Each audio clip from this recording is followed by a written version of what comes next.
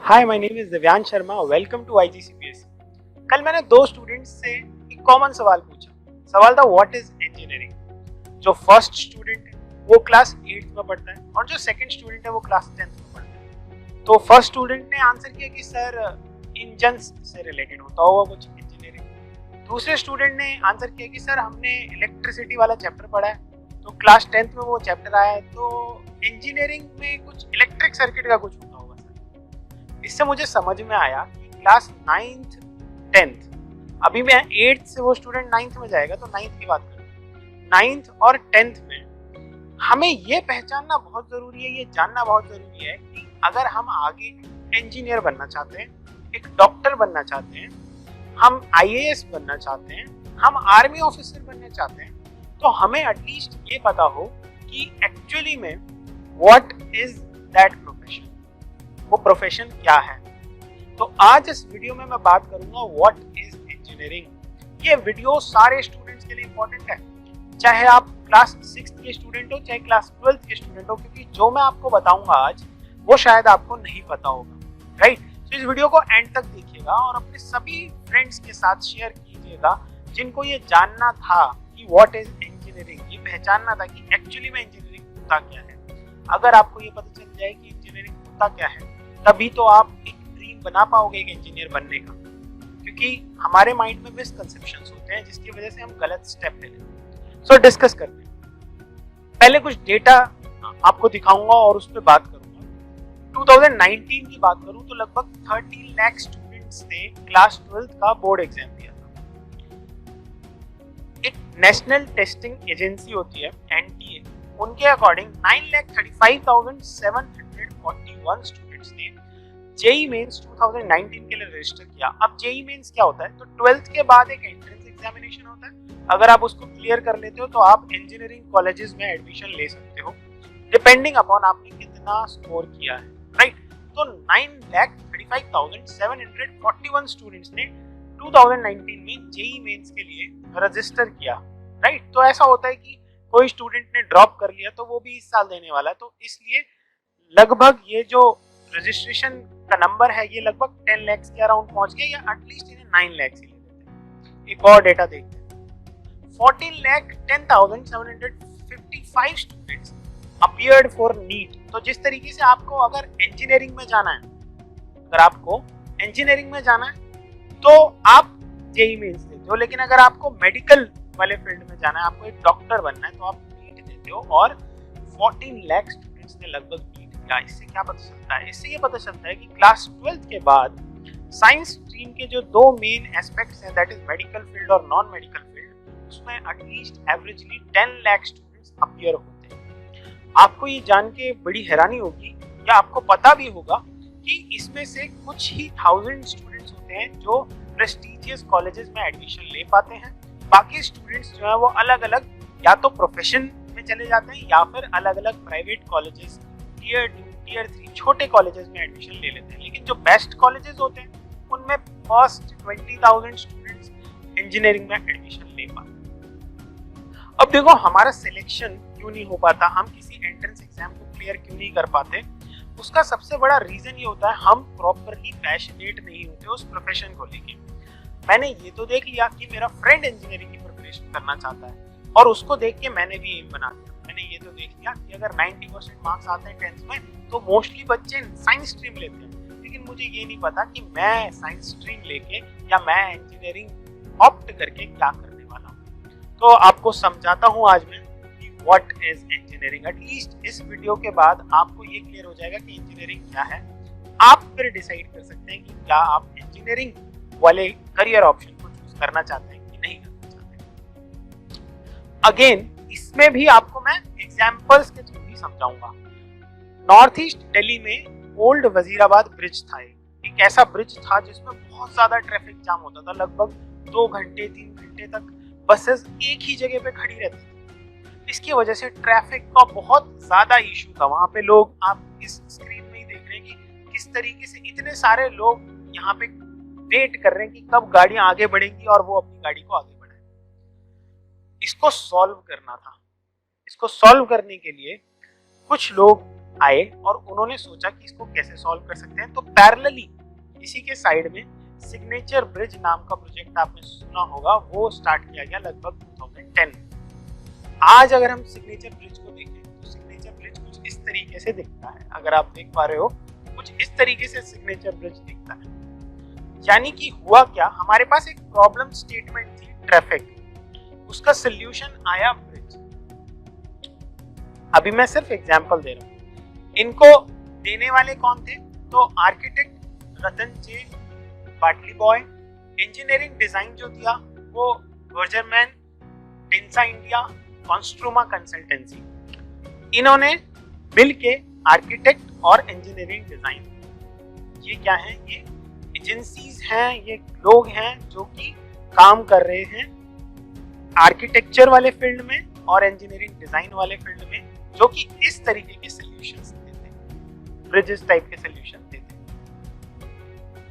एक और एग्जांपल, कोविड-19 पेंडेमिक, आप सभी को पता है सबसे बड़ी प्रॉब्लम है 2020 की, राइट। तो प्रॉब्लम स्टेटमेंट क्या थी, जब कोरोना वायरस स्प्रेड होना स्टार्ट हुआ तो ये पता चला कि कोरोना वायरस स्प्रेड होने का जो करियर है वो आपके माउथ से जा सकते हैं ना, दूसरे के माउथ में या दूसरे के बॉडी पार्ट्स में। तो क्या किया गया कि ये सोचा गया कि अब क्या किया जाए। तो प्रॉब्लम स्टेटमेंट थी कि अपने आप से दूसरों को कोरोना स्प्रेड ना करना। तो पहली चीज जो हमें इसके लिए चाहिए थी वो चाहिए थी फेस शील्ड्स, ठीक है। मास्क भी काम कर रहे थे लेकिन फेस शील्ड्स जो है वो आपके पूरे पोर्शन को कवर कर देती है, यानी वो ज्यादा प्रोटेक्टिव होती हैं। फेस शील्ड्स चाहिए थी। ऑटोमेटेड सैनिटाइजेशन, एक नॉर्मल सैनिटाइजर होता है, आप उसको प्रेस करते हो और आपके हाथ में सैनिटाइजर आ जाता है। अब अगर हम एक ऑफिस में जा रहे हैं, अगर हम एक स्कूल में जा रहे हैं और बार बार हम हाथ लगाएंगे सैनिटाइजर मशीन, तो वो मशीन भी हो सकता है कंटामिनेट हो जाए। तो इसके लिए एक ऑटोमेशन यानी एक ऐसा सोल्यूशन चाहिए कि अपने हाथ आगे करें और सैनिटाइजर आपके हाथों में आ जाए और आप साफ कर लें। प्रॉब्लम स्टेटमेंट, तीसरी प्रॉब्लम स्टेटमेंट ये थी कि मुझे नहीं पता कि मेरे आसपास कितने लोग कोरोना वायरस से अफेक्टेड हैं, तो मुझे एक ऐसी एप्लीकेशन चाहिए थी जो कि ये चेक करे कि नियर बाय एक्टिव केसेस कितने हैं, 500 मीटर में एक्टिव केसेस कितने हैं, 1 किलोमीटर में एक्टिव केसेस कितने हैं, 2 किलोमीटर में एक्टिव केसेस कितने हैं और 10 किलोमीटर में एक्टिव केसेस कितने हैं। पहला जो प्रॉब्लम स्टेटमेंट था फेस शील्ड का, तो बेकर्स असाइलम नाम की एक ऑर्गेनाइजेशन है, उन्होंने क्या किया, इस तरीके से फेस शील्ड्स क्रिएट किया। आप देख रहे हो कि इन्होंने अपने फेस पे शील्ड लगाया हुआ है।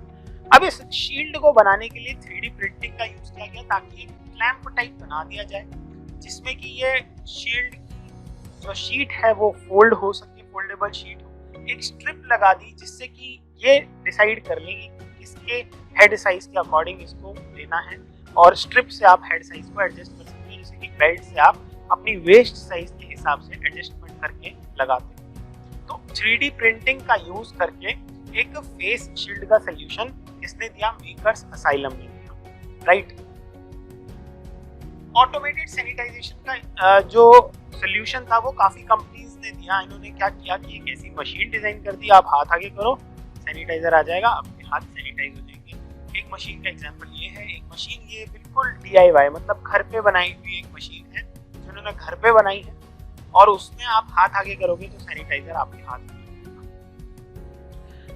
एक और, इसको तो आप सभी स्टूडेंट्स जानते होंगे और आपके फोन में ये लगभग डाउनलोडेड होगी, आपके पेरेंट्स के फोन में भी डाउनलोडेड होगी, और ये क्या थी, ये आरोग्य सेतु ऐप थी। तो ये आरोग्य सेतु ऐप ना कि सिर्फ ये बताती थी कि एक्टिव केस कितने हैं, बल्कि आपको ये भी बताती थी आपको किस तरीके से बचना है। आपको ये भी बताती थी कि अगर आपको कोरोना वायरस हो जाता है कभी, तो आप किस हेल्पलाइन का यूज करके सर्विसेज ले सकते हैं। अगर आप कुछ डोनेट करना चाहते हैं उन लोगों के लिए जो अफेक्टेड हैं, उन लोगों के लिए जो अपनी जॉब लूज कर चुके हैं, तो आप डायरेक्टली PM केयर फंड में आप डोनेट कर सकते हैं। वो सारे जो प्रोसेस थे वो इस एप्लीकेशन में बिना इंस्टॉल किए गए, और इस एप्लीकेशन को हर यूजर ने अपने फोन में इंस्टॉल किया और इससे ये पता लगाया कि किन किन चीजों की जरूरत उन्हें है, राइट। अब देखो हमारी जो ये प्रॉब्लम स्टेटमेंट थी, चाहे वो ब्रिज चाहे वो कोविड-19, ये प्रॉब्लम स्टेटमेंट जो थी ये बहुत बड़ी थी, राइट। तो ऐसे कौन लोग होते हैं जो इस तरीके की प्रॉब्लम स्टेटमेंट के सॉल्यूशंस देते हैं? तो बात आती है, ऐसे लोग इंजीनियर होते हैं, ऐसे लोग इंजीनियरिंग करते हैं जो ऐसी प्रॉब्लम स्टेटमेंट पे काम करते हैं जो कि मोस्टली मैनकाइंड की प्रॉब्लम होती है, और अगर उसको सॉल्व कर दिया जाए तो उसके सोल्यूशन से मास लेवल पे, बहुत बड़े लेवल पे लोगों को फायदा होता है। अगर आप आर्किटेक्ट वाले प्रोसेस की बात कर रहे हो तो वहां पे आपको डिजाइन इंजीनियरिंग करनी है, मैकेनिकल इंजीनियरिंग करनी है, सिविल इंजीनियरिंग करनी है। अगर मैं बात करूं शील्ड वाले प्रोसेस की तो वहां पे आपको मैकेनिकल इंजीनियरिंग, अगर आपको ऑटोमेशन लाना है तो वहां पे आपको इलेक्ट्रॉनिक्स इंजीनियरिंग, अगर आपको ऐसी एप्लीकेशन डेवलप करनी है तो आपको कंप्यूटर साइंस आईटी इंजीनियरिंग करनी है। देखो अब इतने एग्जांपल्स से, हमने ये 3 से 4 एग्जांपल्स से इंजीनियरिंग के अलग अलग डोमेन्स को भी डिस्कस कर लिया। इससे ये पता चलता है कि इंजीनियरिंग अगर मैं करना चाहता हूँ तो मेरे को किन किन चीजों की जरूरत है। सबसे पहला डिजाइन थिंकिंग। एक ब्रिज बनना है तो मुझे ये सोचना पड़ेगा कि ये ब्रिज पर्टिकुलर लोकेशन के हिसाब से किस तरीके से बनाया जाए, इस ब्रिज का स्ट्रक्चर किस तरीके से हो कि ये लॉन्ग लास्टिंग हो, इस ब्रिज को किस तरीके से होल्ड किया जाए, और इस ब्रिज की डायमेंशंस क्या हो, डिजाइन सोच रहा हूँ मैं उसका। दूसरी चीज है प्रॉब्लम सॉल्विंग। ये तो सबसे बड़ी इंपॉर्टेंट चीज है कि आप किसी की प्रॉब्लम सॉल्व कर रहे हो। मान लो आपने कुछ बना दी लेकिन वो किसी के काम नहीं आ रहा, क्या आप अच्छे इंजीनियर हो? नहीं। आप कुछ बना रहे हो, आप कुछ सोच रहे हो, कुछ क्रिएट कर रहे हो और वो बहुत सारे लोगों के काम आ रहा है, आप कुछ अच्छे इंजीनियर हो? हाँ।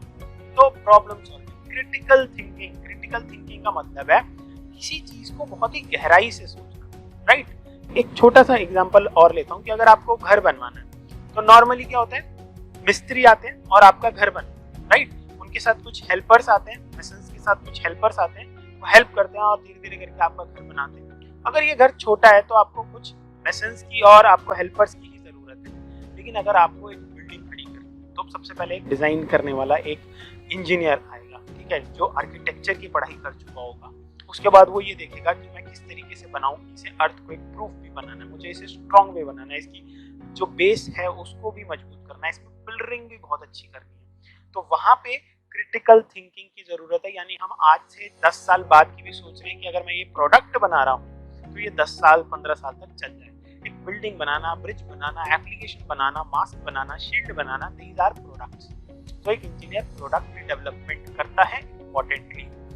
फिर है डेटा एनालाइजिंग, ये बहुत इंपॉर्टेंट है। अब बहुत सारे लोगों ने इंस्टॉल कर लिया है, अब उस ऐप में बहुत सारा डेटा हो गया। अब इस डेटा को एनालाइज किया जा रहा है कि कितने लोग इस एरिया में रहते हैं, इस एरिया में रहने वाले कितने लोगों ने ऐप इंस्टॉल करी है, ऐप इंस्टॉल करने में से कितने लोगों ने अपने आप को टेस्ट किया है, टेस्ट करने में से कितने लोगों को पॉजिटिव सिम्टम्स आए हैं, कितने के नेगेटिव सिम्टम्स आए हैं, पॉजिटिव सिम्टम्स में से कितने लोगों ने हॉस्पिटल में जाके अपने आप को ट्रीटमेंट देना स्टार्ट किया। देखो कितना ज्यादा डेटा है। तो इसको एनालाइज कौन करेगा? इसको एनालाइज करेंगे इंजीनियर्स। तो एक इंजीनियर का काम मेनली प्रोडक्ट डेवलपमेंट और उस प्रोडक्ट को चलाने के लिए जितनी भी चीजें चाहिए उसको मैनेज करना होता है। तो ये तो होता है प्रोडक्ट डेवलपमेंट। दूसरी चीज होती है सर्विसेज।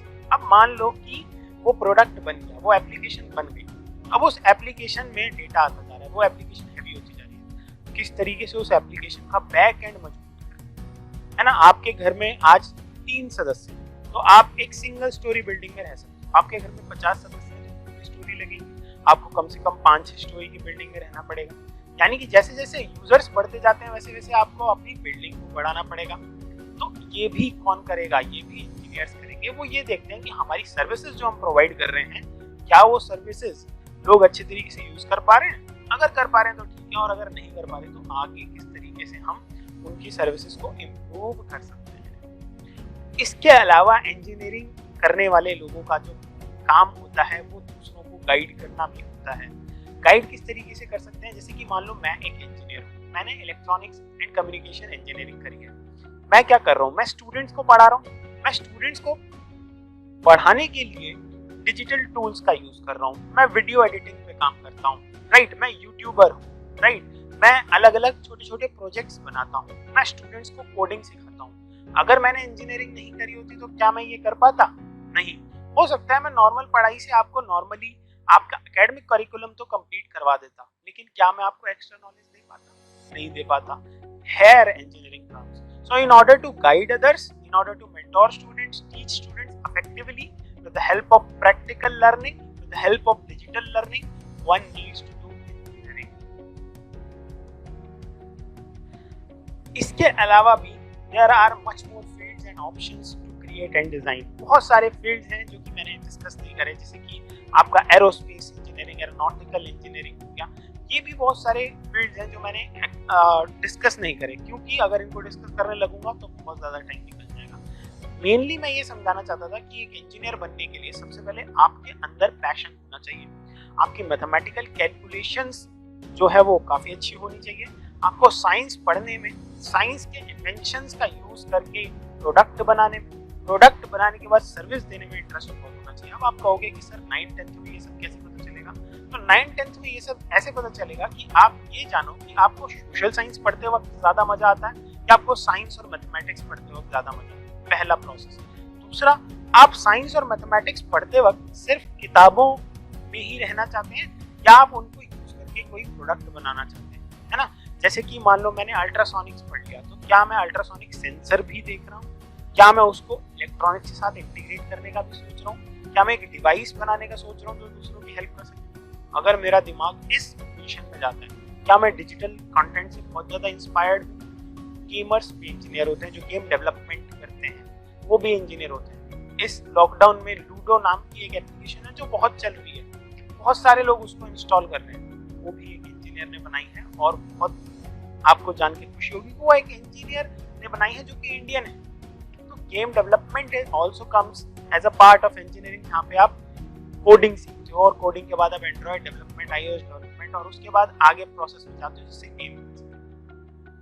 बेसिकली आपके अंदर लोगों की प्रॉब्लम सॉल्व करने की, उनको एंटरटेन करने की, उनको एंटरटेनमेंट देने की, एक तरीके की आपके अंदर इंटरेस्टिंग स्किल्स अचीव करने की एक हैबिट होनी चाहिए। अगर वो है तो आप इंजीनियरिंग करो, अदरवाइज आप और भी प्रोफेशंस कर सकते हो। अब आप बोलोगे कि सर और कौन से प्रोफेशंस हैं, वो हम फर्दर जानेंगे।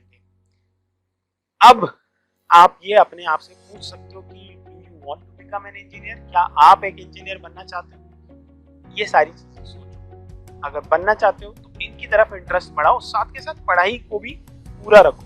पढ़ना एक पार्ट है, application and than thinking about applying it for your future एक अलग पार्ट है, उसको भी अपनाओ। जैसे जैसे अपनाते जाओगे ये करियर जो ऑप्शंस हैं इनमें आपका फेलियर रेशियो घटेगा, सक्सेस रेशियो बढ़ेगा।